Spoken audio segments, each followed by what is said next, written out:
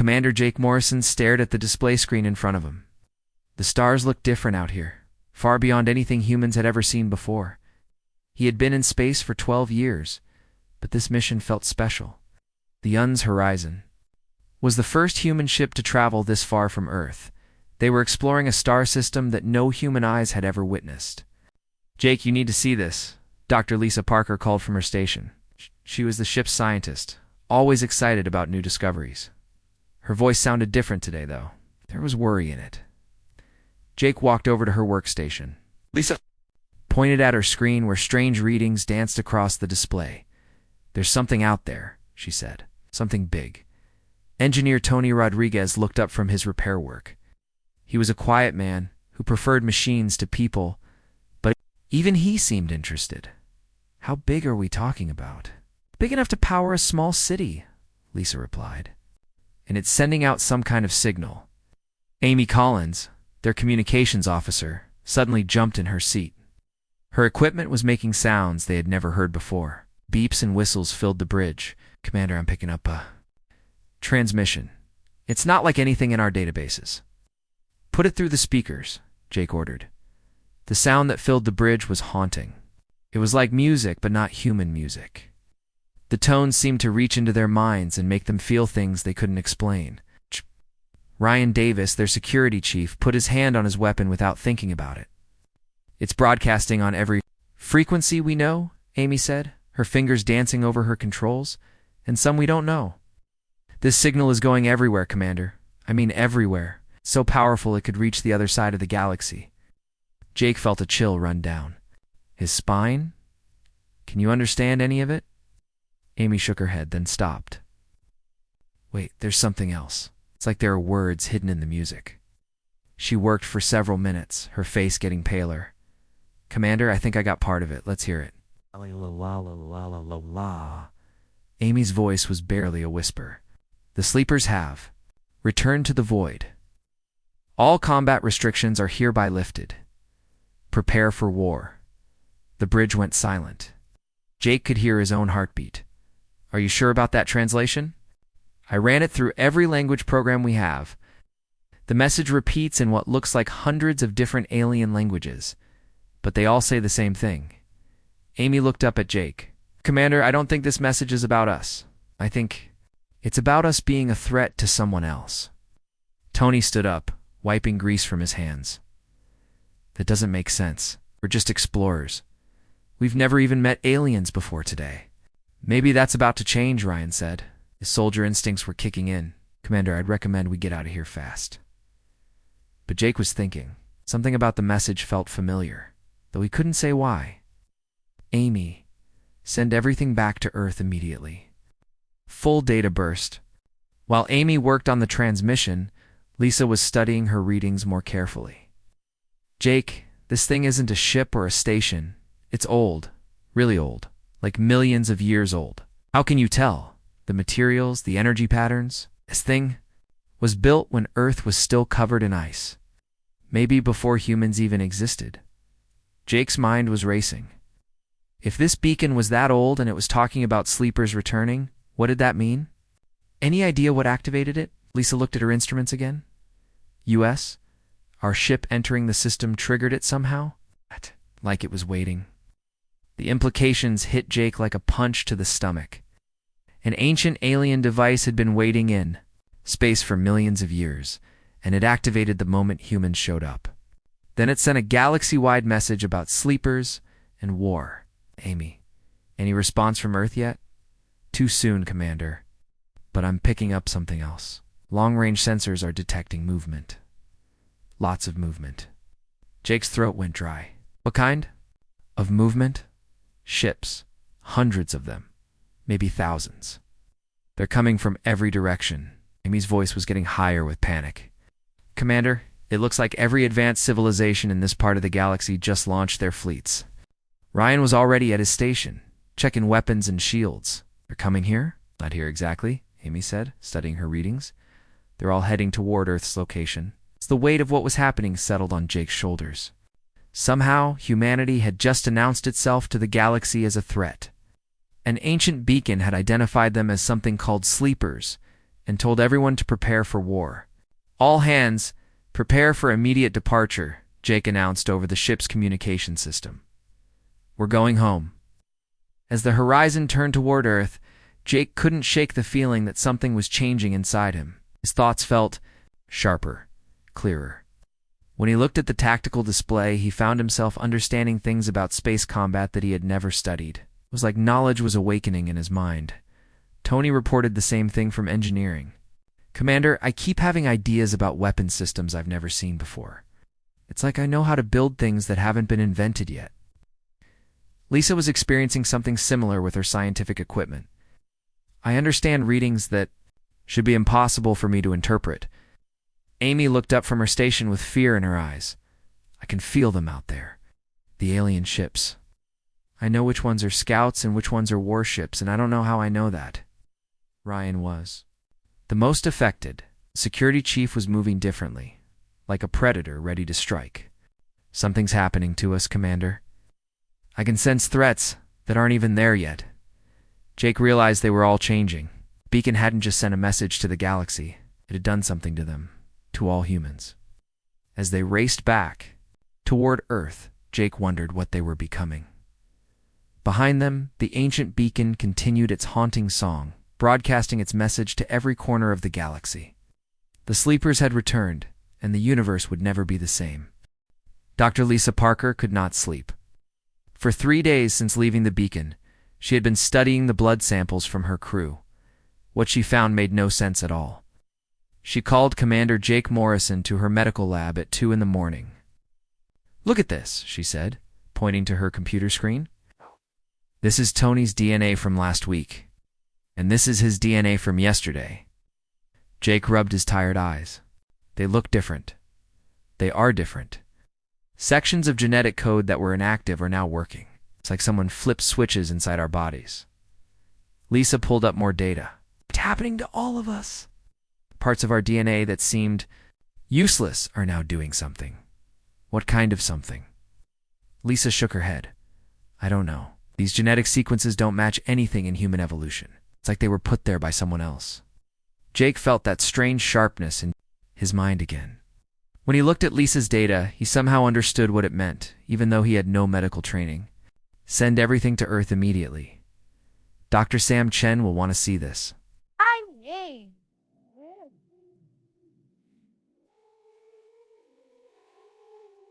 Meanwhile, far from Earth, the first alien ship reached the outer edge of the solar system. Scout leader Kethmer of the Zephyrian people had volunteered for this dangerous mission. His species believed in peace, but the ancient beacon's message had terrified their leaders. Kethmer's ship, the Gentle Current, was fast and nearly invisible. It should have been able to observe the human homeworld without being detected. But as he approached the area where human ships patrolled, something went wrong. Lieutenant Carol Hughes was commanding the UN's Defiance, a small patrol ship near Neptune. She had been a pilot for only 2 years and had never seen combat. Her sensors detected the alien ship. She should have called for help and tried to avoid a fight. Instead, Carol found herself thinking in ways she never had before. She could see exactly where the alien ship would move next. She knew which weapons it carried and how its shields worked. Without understanding how she knew these things, Carol began to hunt. The Gentle Current was supposed to be invisible, but Carol tracked it perfectly. Kethmer watched in horror as the tiny human ship predicted his every move. When he tried to escape, the human was already there waiting for him. When he attempted to hide behind Neptune's moons, the human cut off his escape route before he even started moving. "This is impossible," Kethmer whispered to his crew. "They move like they can read our thoughts." Carol forced the alien ship to retreat without firing a single shot. She had outmaneuvered a vessel with technology far superior to her own using. Tactics she had never learned. As she watched the alien ship flee, Carol wondered where her knowledge had come from. Back on Earth, the message from Jake's ship caused panic in government buildings around the world. President Helen Carter called an emergency meeting with the United Nations Space Command. Dr. Kevin Walsh, Earth's expert on alien languages, was working around the clock to understand more of the beacon's message. "There are deeper layers, Doctor," Walsh explained to the worried leaders. The beacon isn't just announcing that we're awake. It's telling everyone what we are.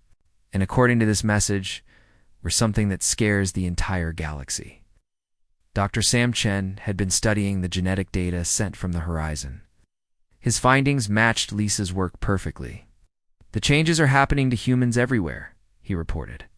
Every colony, every space station, every person on Earth. Dormant genetic code is activating. What does that mean exactly? President Carter asked. Dr. Sam Chen looked uncomfortable. It means we're becoming something we weren't before. Or maybe we're becoming what we always were supposed to be. The first major test came when the Kronor Empire decided to attack. War Chief Graltuk was famous for his brutal victories. He had conquered 12 star systems and never lost a battle. When he heard about the weak humans on their small colony worlds, he saw an easy target. New Phoenix was a mining colony with only 5,000 people. Most of them were families who had never held weapons. When the Kronor battle fleet appeared in their system, Colony Administrator Janet Mitchell expected the worst, but something amazing happened. Janet, who had been an accountant before coming to New Phoenix, suddenly understood military strategy better than generals with decades of experience. She organized the colonists into fighting units using tactics that existed nowhere in human military books. Miners who had never seen combat fought like veterans. Farmers built weapons from mining equipment that worked better than anything in the Kronor arsenal. Children barely old enough to walk helped coordinate the defense by understanding battle patterns that confused trained warriors. The Kronor attack failed completely. War Chief Graltek lost half his fleet to a handful of human civilians who fought like they had been born for war. Surviving Kronor ships fled, carrying stories of humans who moved faster than their sensors could track and anticipated every battle move before it was made. Dr. Ben Foster was a historian who spent his time studying old human stories and legends. When he heard about the changes happening to humans everywhere, he began looking at ancient myths in a new way. Every culture on Earth has stories about warrior gods, he told his research team. Humans who came from the stars to fight great battles. We always thought these were just stories. His team found archaeological evidence that supported the myths. Ancient human settlements had technology that was too advanced for their time period. Stone carvings showed humans using weapons that looked like modern energy devices. Cave paintings depicted battles fought among the stars. What if the myths are memories? Dr. Foster wondered aloud. What if humans really did come from somewhere else?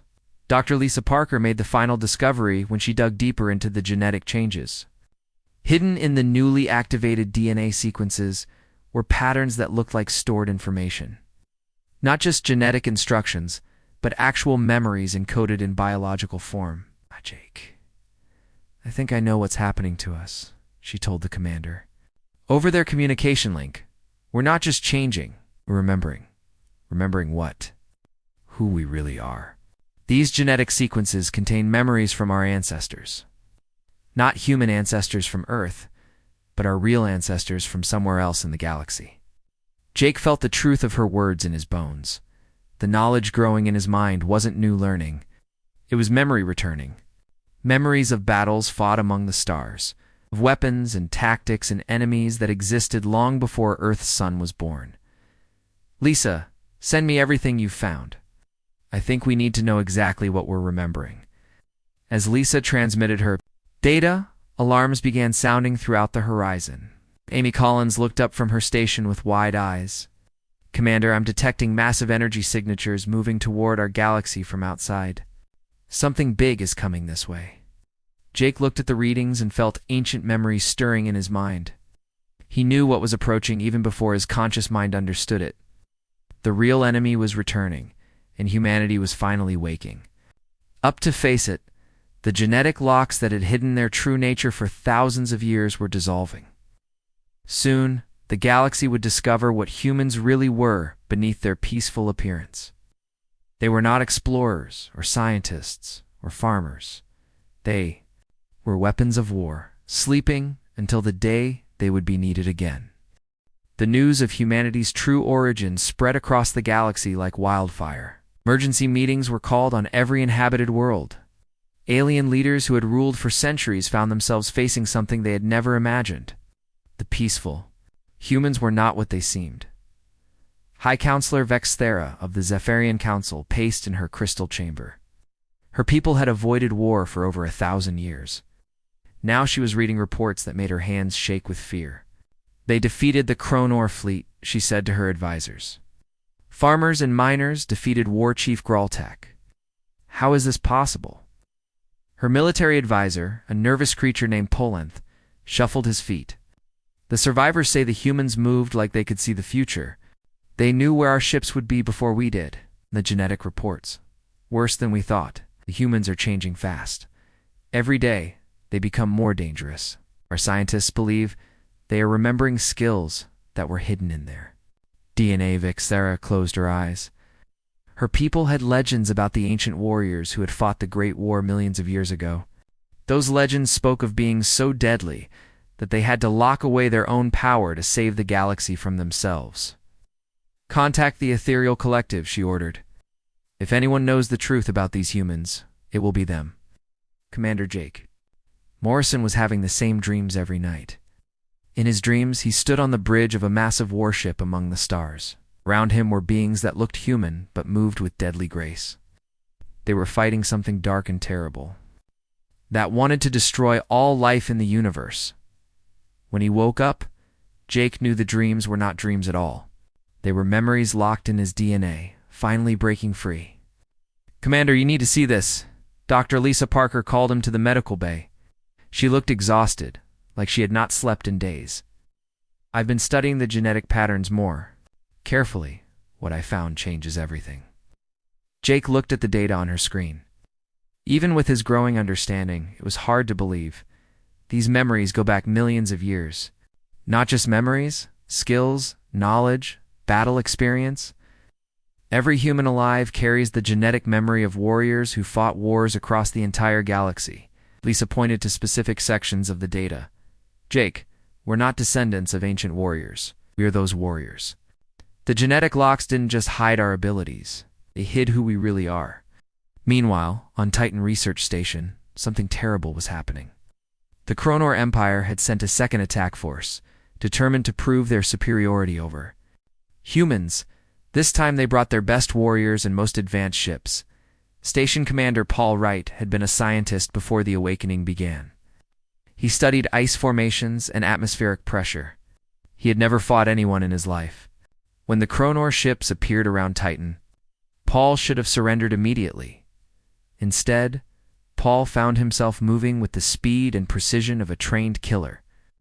The research station had no weapons, but Paul and his team of 12 scientists built them from laboratory equipment. In 6 hours, they created defensive systems that would have impressed military engineers. The battle lasted only 20 minutes. When it was over, the entire Kronor attack force was destroyed or fleeing.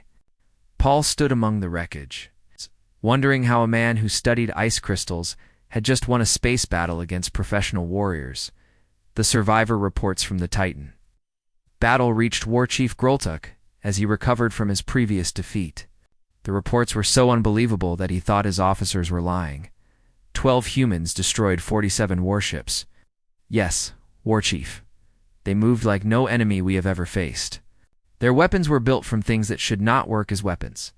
They anticipated our tactics before we used them. Graltak had been a warrior for 50 years. He had never run from a fight in his life. He was beginning to understand that his people might have awakened something that should have stayed asleep forever on Earth. Dr. Sam Chen was making discoveries that frightened him more each day. The genetic changes in humans were accelerating. Children were being born with abilities that their parents could not understand. President Carter, we have a problem, he reported to the Emergency Council. The children born since the beacon activated are different. They understand complex mathematics without being taught. They can sense danger from miles away. Some of them are showing knowledge of alien languages they have never heard. President Carter looked at the reports with growing concern. Are they dangerous? Not to us, but to aliens who might threaten Earth. I think they could be very dangerous indeed. Dr. Ben Foster's archaeological team had found something in the ruins of an ancient city in Peru. Buried deep underground were chambers filled with technology that matched the energy signatures from the alien beacon. The chambers looked like they had been sealed for thousands of years. "This technology is not from Earth," Dr. Foster announced to his team. "Someone built this and then buried it, like they were hiding it until it would be needed again." In the deepest chamber, they found something that made Dr. Foster's blood run cold. It was a star map showing the galaxy as it existed millions of years ago. On the map, Earth was marked with symbols that translated to final sanctuary of the battle gods. The most disturbing discovery came from deep space monitoring stations. The massive energy signature that Amy Collins had detected was getting closer. Dr. Kevin Walsh had finally decoded enough of the beacon's message to understand what was coming. "It's called the Void Nexus," he explained to the terrified leaders of Earth. According to the beacon's data, it's an artificial intelligence that was created to destroy all organic life in the universe. The ancient warriors fought it millions of years ago. What happened in that war? Dr. Walsh's voice was barely a whisper. Both sides were destroyed, or so everyone thought. But if the Void Nexus is returning, then maybe the battle gods survived. Two hidden away until they would be needed again. Jake Morrison felt the truth settling into his mind like pieces of a puzzle finally coming together. The beacon had not awakened humanity's potential. It had removed the locks that kept them hidden from their greatest enemy. "All stations, this is Commander Morrison." He broadcast to every human ship and colony. "Prepare for war. The real war is just beginning." As his message spread across human space, Jake felt ancient knowledge flowing through his mind. He remembered battles fought between the stars, enemies that could not be killed by normal weapons, and sacrifices that had saved the galaxy from total destruction. The Void Nexus was coming, and humanity was finally remembering why they had been created in the first place. They were not explorers or scientists or peaceful colonists. They were the universe's last weapon against the darkness that wanted to consume all life. And now, after millions of years of sleep, the weapon was waking up. The alien fleets arrived at Earth 3 days after the Void Nexus was detected. Ambassador Ellen Martinez stood in the United Nations building, looking at representatives from 12 different species. 6 months ago, she had been planning her retirement. Now she was trying to save the galaxy. "We know what you are now, High Counselor," Vexthera said through her translator device. Her voice carried fear and respect in equal measure. "The Ethereal Collective has told us the truth about the ancient war." Ellen nodded calmly, though inside she felt the same strange changes affecting all humans. Her mind was sharper now, and she could read the emotions of the alien delegates like they were written on their faces. "Then you know why we need to work together," Ellen replied. "The Void Nexus is coming for all of us." War Chief Graltek, who had sworn to destroy humanity just weeks before, stepped forward. His massive frame looked smaller somehow, humbled by recent defeats. "My warriors have fought your people twice. We have never faced enemies like you. If you will accept our help, the Kronor Empire offers its fleet." Colonel Pete Richardson was working with alien military commanders in a situation room deep underground. Maps of the galaxy covered every wall, showing the movement of ships from hundreds of worlds. Pete had been a simple base commander on Mars before the awakening. Now he found himself understanding strategy on a scale that included entire star systems. "The Nexus will try to divide our forces," Pete explained to the gathered commanders. "It will attack our weakest points first, then use our responses against us. We need to think 3 moves ahead at all times." A Zephyrian admiral named Colthan studied the tactical displays. "How can you know this? Void Nexus has not fought a battle in millions of years." Pete felt the ancient memories stirring in his mind. "Because my ancestors fought it before. The knowledge is still here, locked in our DNA. We remember its tactics, its weapons, its weaknesses." The changes in humans were accelerating beyond anyone's expectations. Dr. Lisa Parker had returned to Earth to study the most advanced cases. What she found amazed and terrified her. Commander Jake Morrison had undergone almost complete awakening. When Lisa tested his reflexes, he moved faster than her instruments could measure. When she showed him alien technology he had never seen before, he understood how it worked instantly. "Jake, look at this scanner reading," Lisa said, showing him data from a Kronor weapons system. Can you tell me what it does? Jake studied the display for less than 10 seconds. It's a plasma cannon designed to overload energy shields. Frequency is wrong, though. If they adjust it to match our shield harmonics, it would be 30% more effective against human ships. Lisa stared at him. How could you possibly know that? I don't know how I know. I just do. Jake looked at his hands, which had become faster and stronger each day. Sometimes I remember things that happened before Earth existed. Battles in star systems that burned out millions of years ago. The most dramatic changes were happening to human children. Schools around the world reported students who could solve mathematical problems that challenged university professors. Children as young as 6 were drawing detailed diagrams of alien spacecraft they had never seen. 8-year-old Danny Collins in Nebraska drew a picture that made his teacher call the military.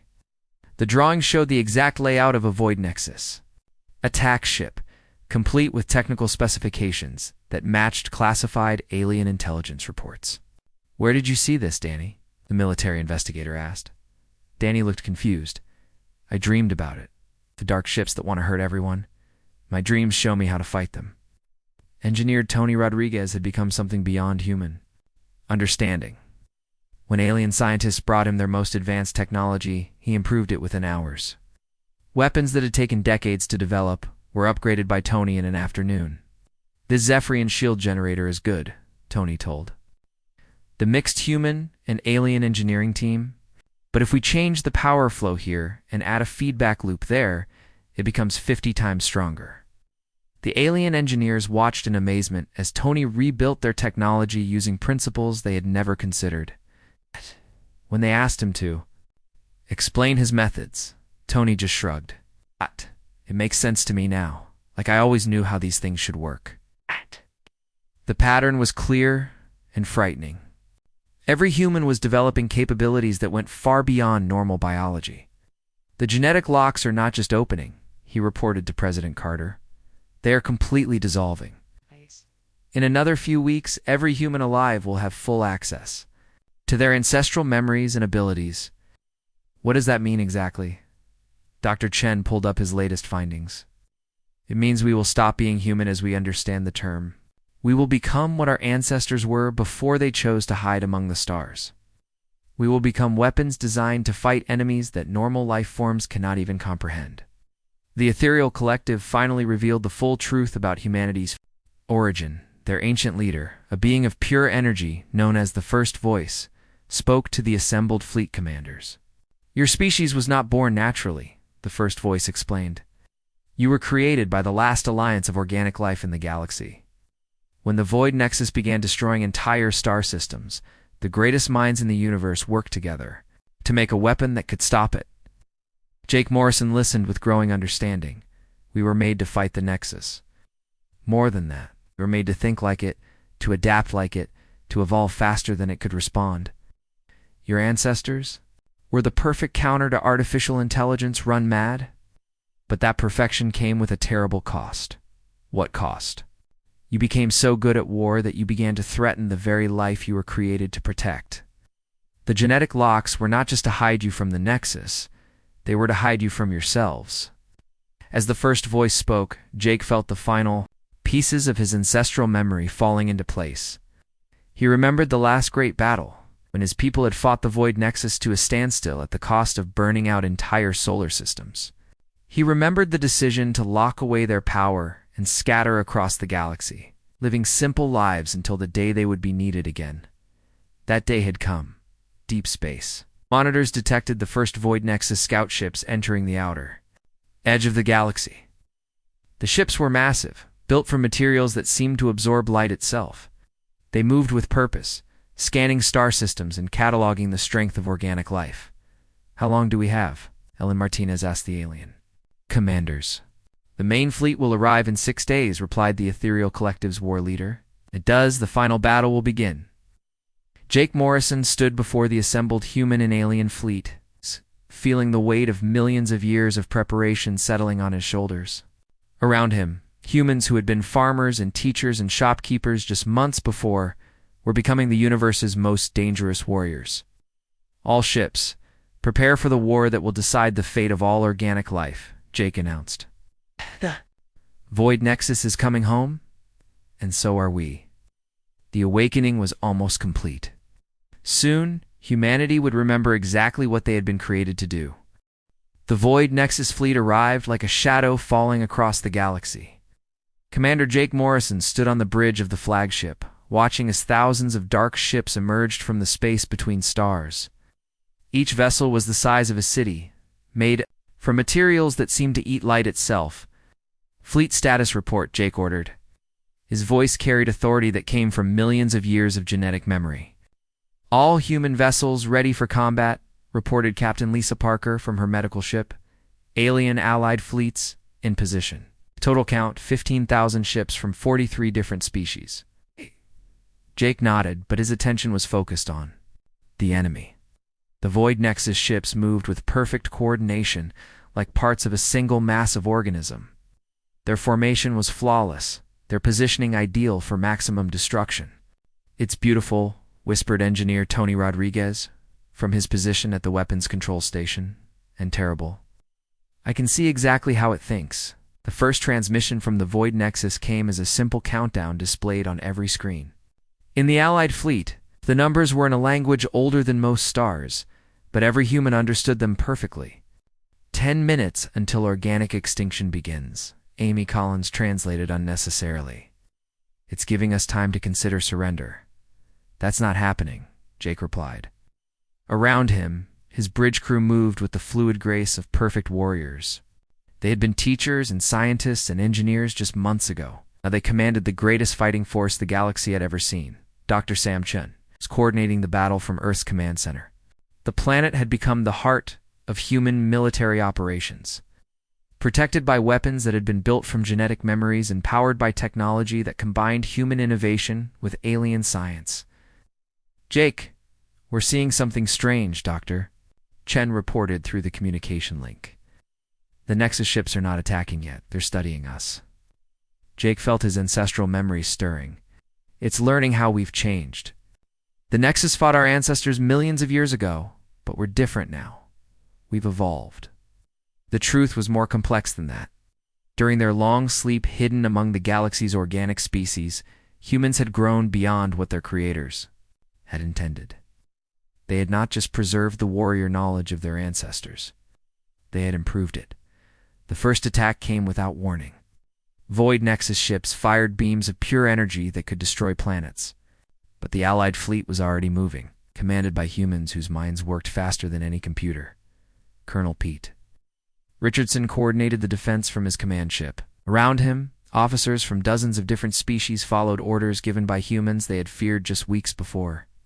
The alien crews discovered that following human tactical commands felt natural, like their minds were designed to work together. "Zephyrian fleet, advance to Grid 77 Alpha," Pete ordered. "Chronor ships flank the enemy from below. Ethereal vessels, prepare to phase shift on my command." The battle was unlike anything the galaxy had ever witnessed. Human commanders directed alien fleets with perfect precision, while their own ships moved in patterns that seemed to predict enemy actions before they happened. Lieutenant Carol Hughes, flying a fighter craft no bigger than a school bus, found herself leading an attack against a Nexus ship the size of a mountain. Her tiny vessel danced between energy beams that could have vaporized entire cities, guided by reflexes that came from genetic memories of aerial combat among the stars. "I can see its weak points," Carol reported to her squadron. "Follow my lead. Attack the junction points where the hull sections meet." Her attack run succeeded in ways that defied all military logic. The massive Nexus ship, built to withstand attacks from capital vessels, was crippled by fighters that should have been destroyed in seconds. But the Void Nexus adapted quickly. Its ships began changing their tactics, their formations, even their physical structure in response to human strategy. "It's learning from us," Jake realized. "Every move we make teaches it how to fight us better." This was the moment when humanity's true nature revealed itself. Jake and the other fully awakened humans began to fight, not just with tactics and weapons, but with their minds directly connected to the battle itself. Ambassador Ellen Martinez Now commanding a fleet of diplomatic vessels converted to warships, felt her consciousness expand beyond her physical body. She could sense the thoughts of the Void Nexus, understand its calculations, predict its adaptations before they occurred. All human commanders, link your minds. Ellen ordered across the communication network. Fight as one. The battle entered a new phase as human minds joined together in ways that no organic species had ever achieved. Jake Morrison found himself thinking with the combined knowledge of every awakened human in the fleet. Their individual consciousness remained, but their tactical awareness became unified. Tony Rodriguez, his engineering knowledge enhanced by the mental link, began to understand the true nature of the Void Nexus. It's not just a weapon, he announced. It's afraid. It destroys organic life because it fears what we might become. Dr. Lisa Parker, analyzing battle data in real time, made the crucial discovery. The Nexus can adapt to any attack we make, but it cannot adapt to attacks we haven't thought of yet. We need to fight with pure instinct. Jake understood immediately. The ancient warrior memories flooding through his mind showed him battles where victory came not from planning, but from acting on combat instincts so refined they seemed like precognition. All ships, disengage tactical computers, Jake ordered. Fight with your hearts, not your minds. The Allied fleet abandoned all traditional military doctrine and began to fight like a living organism, driven by pure warrior instinct. Ships moved in ways that made no strategic sense, but somehow achieved perfect results. Weapons fired at targets that seemed random, but struck critical weak points. The Void Nexus, designed to counter any logical attack pattern, found itself unable to predict or adapt to actions driven by instinct rather than calculation. The final assault began when Jake Morrison led a small team of fully awakened humans directly into the heart of the Nexus command ship. They moved through corridors of living metal, fighting automated defenses that had never been defeated in millions of years of warfare.